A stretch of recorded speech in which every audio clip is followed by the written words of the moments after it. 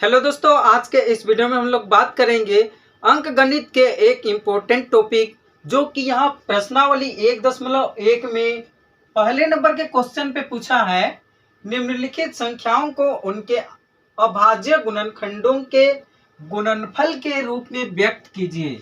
पहला नंबर में 140 और दूसरा नंबर पे 156 दिया है। यहाँ मैंने आपको दो गणित को हल करने की विधि को बताया है और आगे आपको समझ में आ जाएगा। अगर आ जाएगा समझ में तो आप खुद ही बना लोगे, अगर नहीं समझ में आएगा तो आप कमेंट करके हमें जरूर बताइएगा। तो यहाँ पे आपको एक शब्द मिल रहा है, वो है अभाज्य। अभाज्य का मतलब क्या होता है? देखिए, ऐसी संख्या जो खुद से और एक से भाग लगे। यहाँ पे 3 एक संख्या है, ये अभाज्य संख्या है। इसको अगर हम भाग करेंगे तो सिर्फ एक से जाएगा, एक से सिर्फ भाग जाएगा और जाएगा तो जाएगा 3 से भाग जाएगा, 3 से एक बार जाएगा। दूसरी कोई संख्या से ये भाग नहीं जाने वाला है, इसलिए हम इसको क्या कहेंगे? अभाज्य संख्या कहते हैं।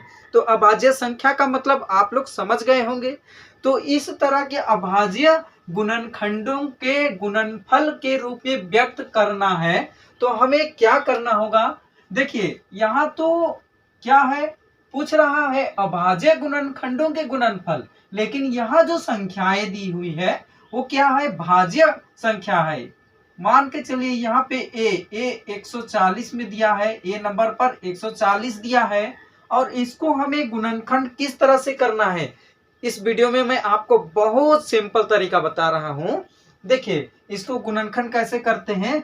हम यहाँ पे 140 को लिखेंगे। कितना को लिखे? 140 को। चलिए हम यहाँ नहीं, यहाँ पे लिख देते हैं। 140 को हमने यहाँ पे लिख दिया है, ठीक है। और 140 को हम गुणनखंड करेंगे। देखिए, आपको प्रमेय 1.2 में यहाँ जो तरीका बताया है उस तरीका से हम कर देते हैं। यहाँ जो तरीका बताया है 2 से करते हैं इसको। 2 से अगर गुणनखंड करेंगे, 2 सते यहाँ पे 14, 7 बार गया। उसके बाद 2 शून्य शून्य, इसको हम यहाँ पे लिख दिए, ठीक है। अब हम इसको भी एक घेरा बना देते हैं, इसको भी एक घेरा बना देते हैं। उसके बाद क्या करेंगे?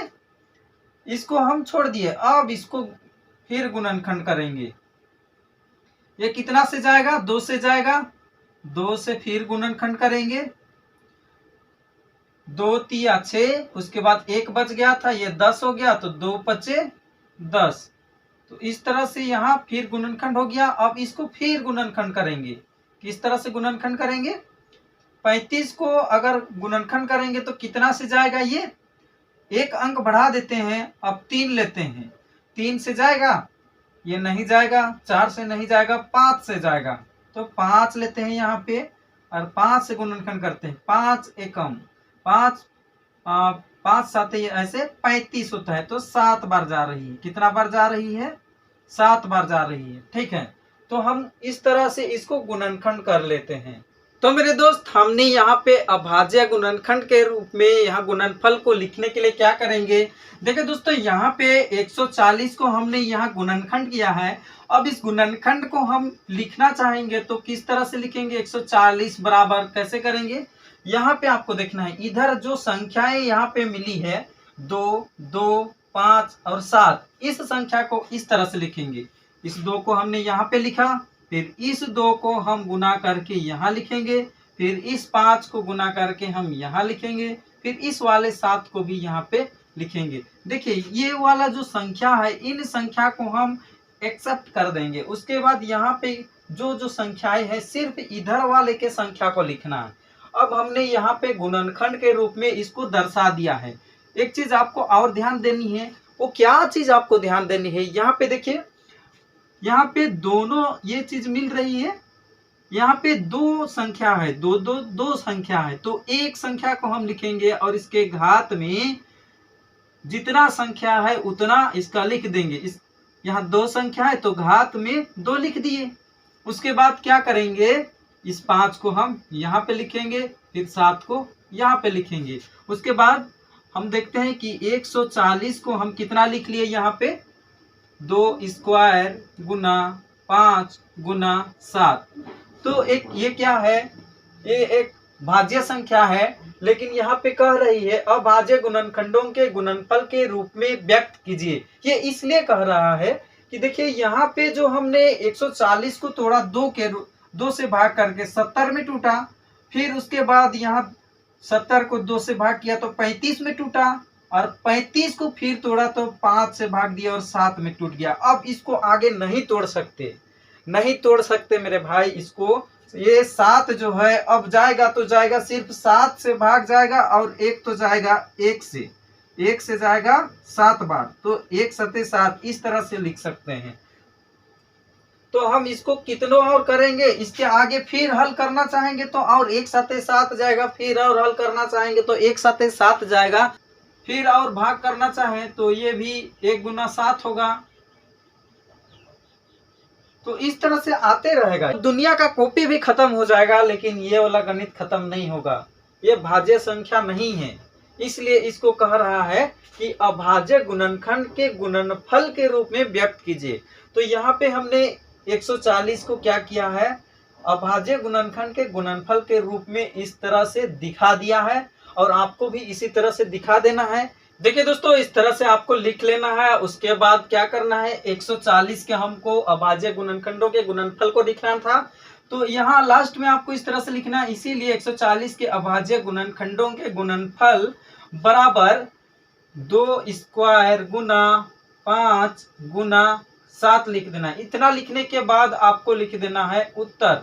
अगर आप इतना लिख के आते हैं तो आपको एग्जाम के पेपर में पूरे के पूरे मार्क्स मिल जाएंगे। दोस्तों, इस चैनल पे आपको न केवल हल करने की विधि बल्कि ये भी बताया जाता है कि आपको एग्जाम के पेपर में कैसे और क्या लिख के आना है। तो मैं एक प्रमेय मिली थी, वो क्या थी, प्रमेय 1.2, जो कि गणित के एनसीईआरटी बुक जो फॉलो करते हैं वो इस बुक को देखेंगे। वहां पे 1.2 प्रमेय में क्या है, अंक गणित की आधारभूत प्रमेय है। ये प्रमेय बहुत इंपॉर्टेंट है, और इस प्रमेय से हमेशा हर साल एक ना एक क्वेश्चन यहाँ से पूछा जाता है। तो मैं आपसे यही रिक्वेस्ट करता हूँ कि आपके बेटर फ्यूचर हो, इसलिए आप इस कॉन्सेप्ट को जरूर समझिए। तो यहाँ क्या कहती है, प्रत्येक भाज्य संख्या को अभाज्य संख्याओं के एक गुणनफल के रूप में व्यक्त किया जा सकता है।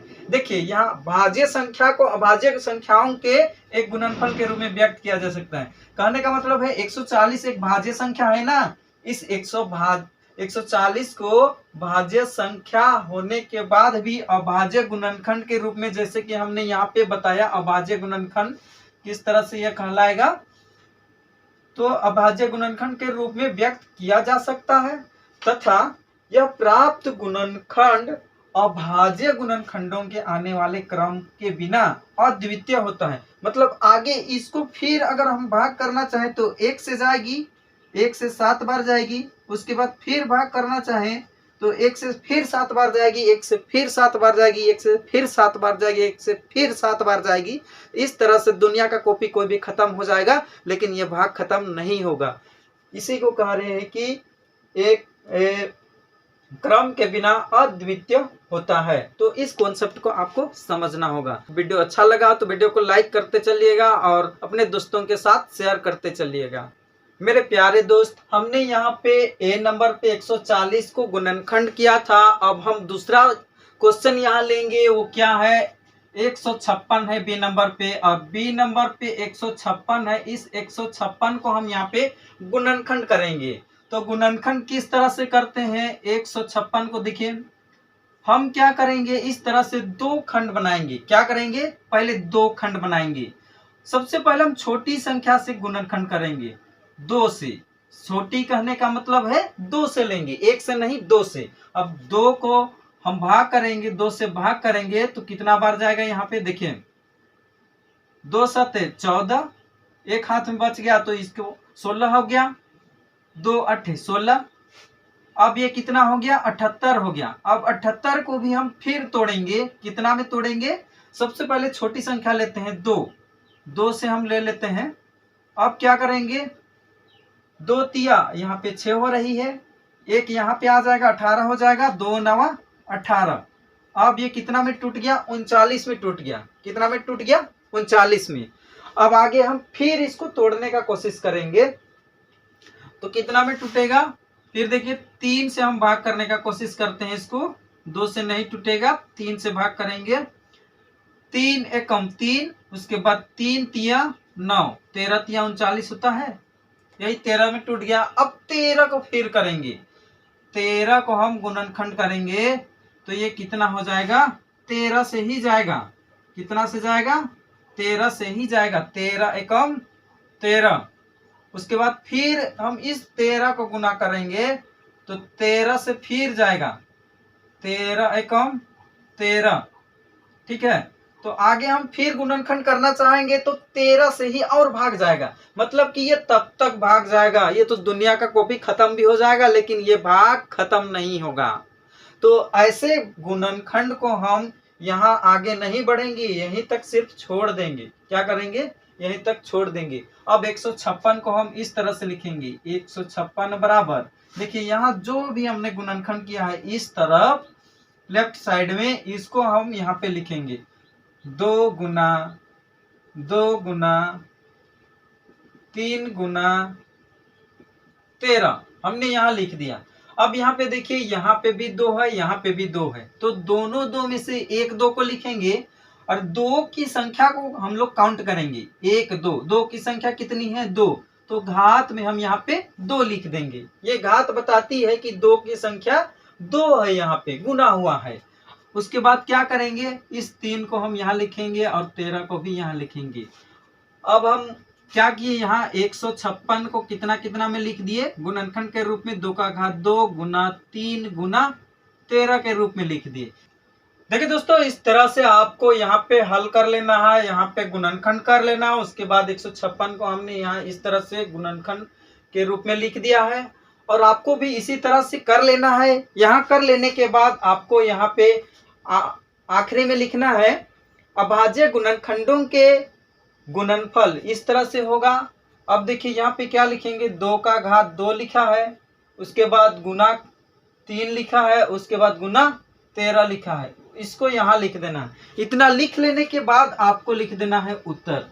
देखिए दोस्तों, अगर आप इतना लिख के आते हैं तो एग्जाम में आपको पूरे के पूरे मार्क्स मिल जाएंगे। दोस्तों, इस चैनल पे आपको न केवल हल करने की विधि बल्कि इस चैनल पे ये भी बताया जाता है कि एग्जाम के पेपर में क्या और कैसे लिख के आना है, ताकि आपको पूरे के पूरे मार्क्स मिल सके। अगर वीडियो अच्छा लगा है तो लाइक कर दीजिएगा और अपने दोस्तों के साथ शेयर कर दीजिएगा। देखिए दोस्तों, यहाँ पे एक प्रमेय है जो कि 1.1 में आपको मिलती है, प्रश्नावली 1.2 के प्रमेय 1.2 में अंकगणित की आधारभूत प्रमेय। इसका नाम क्या है, अंकगणित की आधारभूत प्रमेय। और ये बहुत इंपॉर्टेंट प्रमेय है, इससे बहुत क्वेश्चन आते हैं। तो प्रत्येक अभाज्य, ये क्या कह रहा है ये प्रमेय, प्रत्येक अभाज्य संख्या को, जैसे कि क्या कह रहे हैं ये प्रमेय, क्या कहती है, प्रत्येक भाज्य संख्या को अभाज्य संख्याओं के एक गुणनफल के रूप में व्यक्त किया जा सकता है तथा यह प्राप्त गुणनखंड अभाज्य गुणनखंडों के आने वाले क्रम के बिना अद्वितीय होता है। जैसे कि हमने यहाँ 13 को फिर हल किया था तो 13 फिर 1 से गया, फिर 13 को फिर 1 से गया, फिर 13 को गुणनखंड किया तो फिर 1 से गया। तो इस तरह से आगे कितना भी हम बढ़ रहे हैं लेकिन वो गुणनखंड नहीं हो रहा था, तो इसी को कह रहा है कि एक अद्वितीय होता है। और यहाँ पे दूसरी क्या है, भाज्य संख्या यहाँ है और इसको हमने अभाज्य गुणनखंड के रूप में यहाँ पे दिखाया। तो आपको यहाँ बस इतना ही करना था। आपको 2 मार्क्स के लिए इतना सारा क्वेश्चन पूछा जाएगा। अगर आप छोटी सी यहाँ पे ध्यान दिए होंगे तो आपको 2 मार्क्स पूरे के पूरे मिल जाएंगे।